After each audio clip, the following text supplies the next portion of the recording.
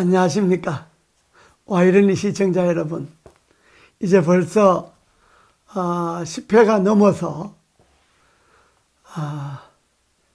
좀 제 방송에 좀 고정 시청자 여러분들께서는 익숙해졌으리라 믿습니다. 감사합니다. 오늘부터 이 토요일은 일주일 내내 근무에 시달리시고 오늘은 좀 쉬는 날이라 저도 좀 가벼운 이야기를 하려고 합니다. 몇 회에 거쳐서 나의 삶, 나의 철학이라는 그런 주제로 말씀을 드릴까 합니다. 오늘은 제가 민주화 운동을 하다가 5번 구속이 되었습니다.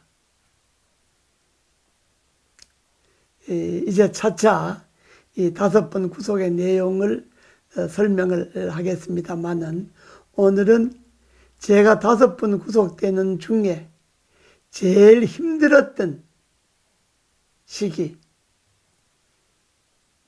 말씀드릴까 합니다. 제가 2번째 구속이 되었을 때인데요. 1977년이죠. 10월 유신이 났고 긴급조치 구호가 발동이 되었고 할 그 무렵이었는데 제가 서울에 있는 대성고등학교 국어교사를 했습니다. 국어교사를 하면서 제가 서울에 있는 중고등학교 국어교사들을 모아서 극단상황이라는 연극 단체를 만들었습니다.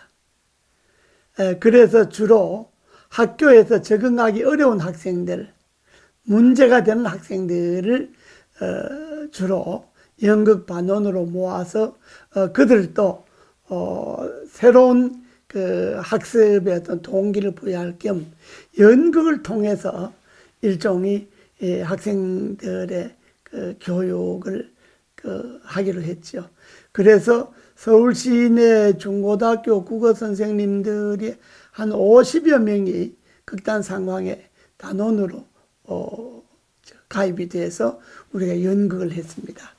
주로 창작극인 빼앗긴 들여도 봄은 오는가, 소작의 땅, 뻐꾹 등 몇 편을 공연을 했죠. 그 무렵에 이제 우리 선생님들이 여름 방학이 되어서 구로동에 있는 수녀원에 요즘 말하면 MT를 갔습니다. 선생님들이. MT를 가서 선생님들이 이제 자기들 이야기도 하고 뭐 우리 연극을 뭘로 할 거나도 이야기하고 이제 했던 연극에 대한 평가도 하고 그러는데 이제 그때 제가 5분짜리 단막극을 하나 연출을 했습니다. 카터가 한국의 박정희 대통령이 인권 탄압하는 것을 비판하는 그런 내용의 5분짜리 인권 탄압에 관한 단막극을 연출했는데 그 내용은 그렇죠. 뭐 박정희 대통령이 미국에 갔는데 카터 대통령이 당신은 왜 그렇게 인권을 탄압하느냐고 약간 비난하는 막 그런 아주 일종의 코미디 비슷한 그런 단막극이었죠. 그런데 이제 그것을 제가 즉석에서 연출했기 때문에 무슨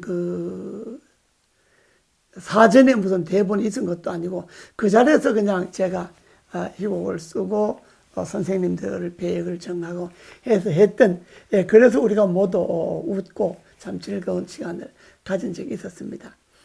그런데 이제 그 연극이 어떻게 정보부 귀에 들어갔습니다. 아마 수녀원에 무슨 MT 같은 것을 당시 운동권 사람들이 자주 하니까 도청 장치를 했는지 그 연극의 내용이 중앙정보부에 의해 들어가서 제가 이제 소위 긴급조치 구호 위반으로 체포가 됐습니다. 체포가 되었는데 체포가 되어서 이제 중보부에 이제 그 남산에 있는 지금 적십자 건물이죠. 그 당시 그 건물이 남산 정보부 감찰실이었는데 그 지하 감방이 있습니다. 그 지하 감방에 완전히 그 지하기 때문에 1층에 들어가면 완전히 골배처럼 이렇게 내려가서 깊이 내려가서 그 감방이 있는데 뭐 그냥 햇볕도 일체 안 들어오고 사람이 있는지 없는지도 모르는 그런 지하 감방이 있었죠. 거기 이제 갇혀 있는데 제가 이제 한 일주일쯤 이제 뭐 그때 물론 불법 구금이죠. 있는데 이쪽 오른쪽에 아랫배가 아프기 시작했어요. 엄청 아픈 거예요.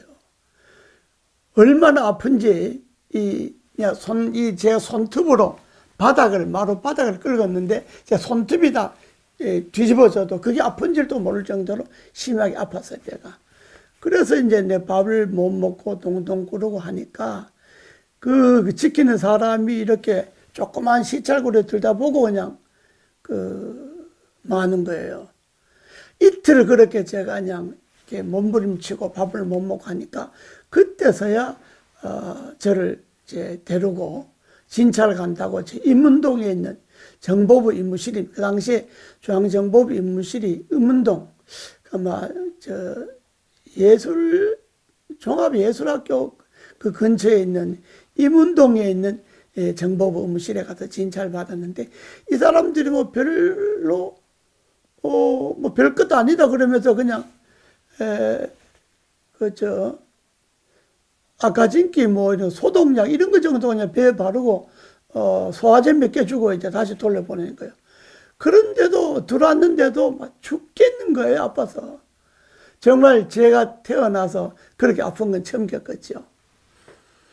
한 5일을 제가 그렇게 구르고 아프고 하니까 그때서 이 사람들이 진찰 받으러 가야 된다고 그 서대문 구치소, 옛날 서대문 구치소, 현저동에 있는 서대문 구치소 건너편에, 정문 건너편에 개인 병원이, 조그마한 성신병원이라는 개인 병원이 있었습니다. 거기에 가서 이제 진찰을 받았는데 그 의사 이야기가 급성맹장이 터져서 복막염이 됐기 때문에 수술을 하는데 시간이 걸린다 이거예요. 그런데 이제 그 정보부에서 이제 뭐 덩치가 이런 사람들이 그냥 저를 데려가서 이제 지키고 서 있는데 수술을 하는데 의사가 겁이 났는지 뭐 이 사람이 간첩인지 뭔지 모르잖아요. 뭐 이런 사람이 말도 없이 그냥 인상 보고 지키고 서 있으니까. 이제 수술을 하는데 맹장을 걷어내고 복막염의 염증을 제거해야 되잖아요. 그러니까 염증을 이제 다 닦아내고 제거를 하는데 이걸 제거를 미처 덜 했는지 솜, 가재 이런 시립밥 이런 찌꺼기가 배 안에 남아있는 채로 이걸 닫은 거예요. 닫아갖고 서울구치소로 이제 들어보낸 거죠. 그래서 서울구치소 들어가니까 이게 엄청 아픈 거예요. 아파서 미치겠는 거예요.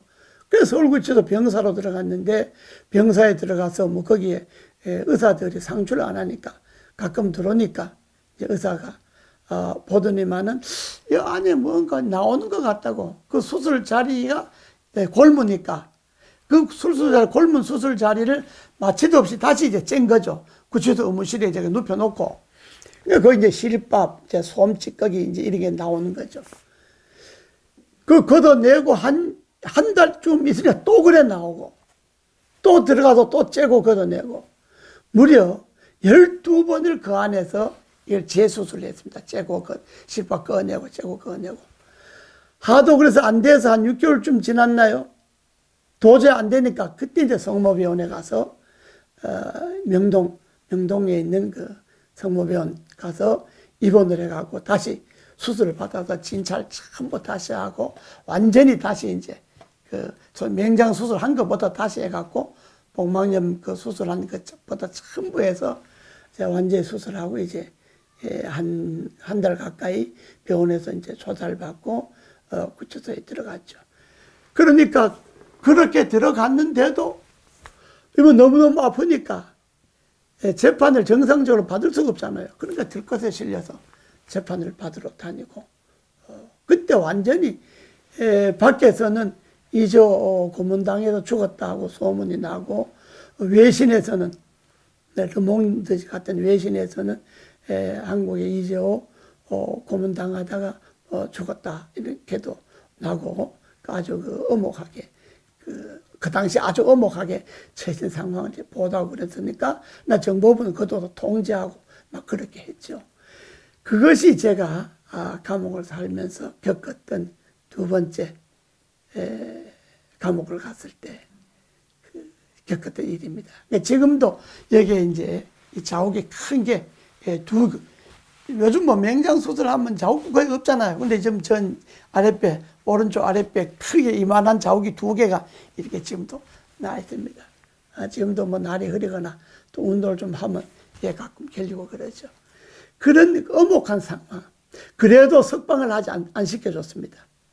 그렇게 아파도 석방시켜주지 않고 그냥 그 당시 판결이 생명에 지장이 없으므로 지역을 그 당시에 뭐 1심에서 구형을 무려 9년이나 했습니다.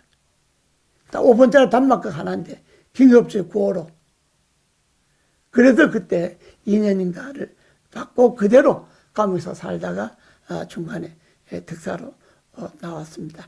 이것이 제가 5번 구속된 주에 2번째 구속됐을 때 제가 겪었던 이야기입니다.